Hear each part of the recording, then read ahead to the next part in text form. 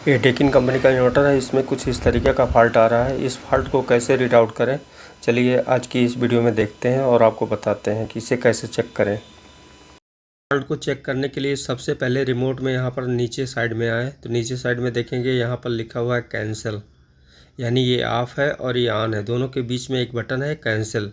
इस cancel button को जो है 5 सेकंड के लिए दबा कर रखना है।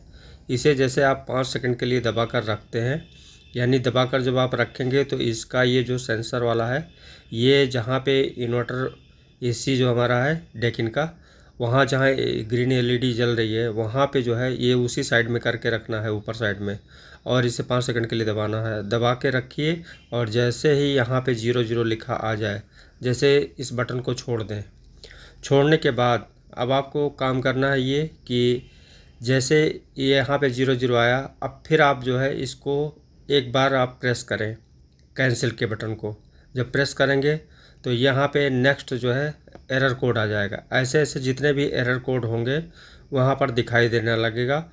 और उसका एक पहचान ये है कि जो आपका एसी अगर फॉल्ट है तो जैसे आप पहले जब इस बटन को दबाएंगे तो जो भी यहाँ पे एरर कोड आएगा वो एक बीप देकर आएगा और यहाँ पे जो है फिर वो रुक जाएगा। फिर नेक्स्ट आप फिर वही जो पहले काम किए हैं फिर वही काम करें, फिर एक बार प्रेस करें, फिर यहाँ पर बीप देकर वो रुक जाएगा।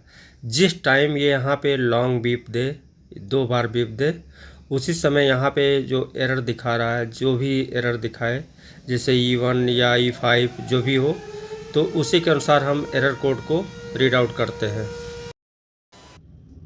अब यहाँ पर देखेंगे तो मैंने जो है यहाँ पे कुछ एरर कोड को लिखा है। जो डेकिन कंपनी के जो फॉल्ट आते हैं वो टोटल 27 यानी 27 एरर कोड को मैंने यहाँ पे नोट किया है, और जिसका एरर कोड यहाँ पर लिखा मिलेगा और इसकी मीनिंग यानी इस एरर कोड की मीनिंग इस साइड में होगा।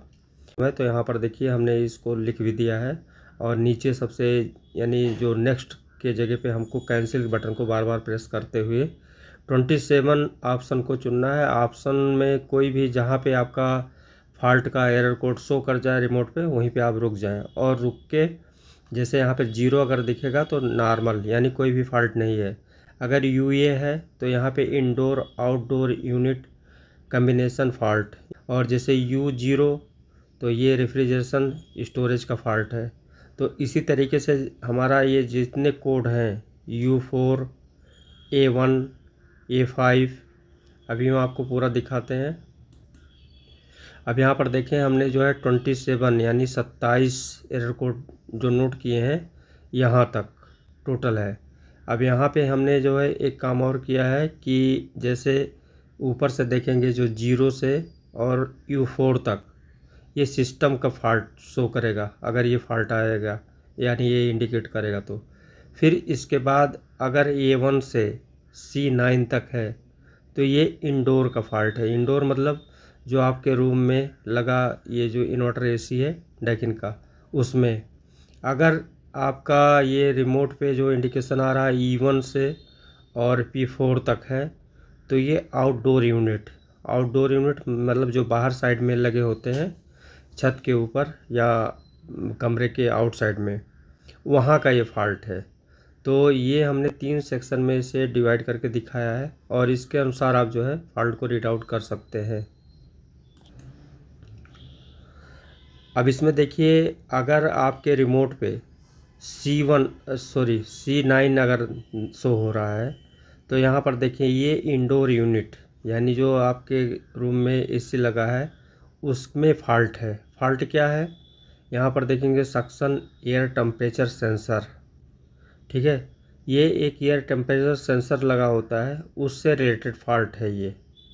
तो ये आप इसके अनुसार कोड के अनुसार इसे फॉल्ट को टेस्ट आउट करके आप सही करवा सकते हैं या कर सकते हैं। तो आज की वीडियो में बस इतना ही, मिलते हैं नेक्स्ट वीडियो। थैंक यू दोस्तों, और देखते रहिए।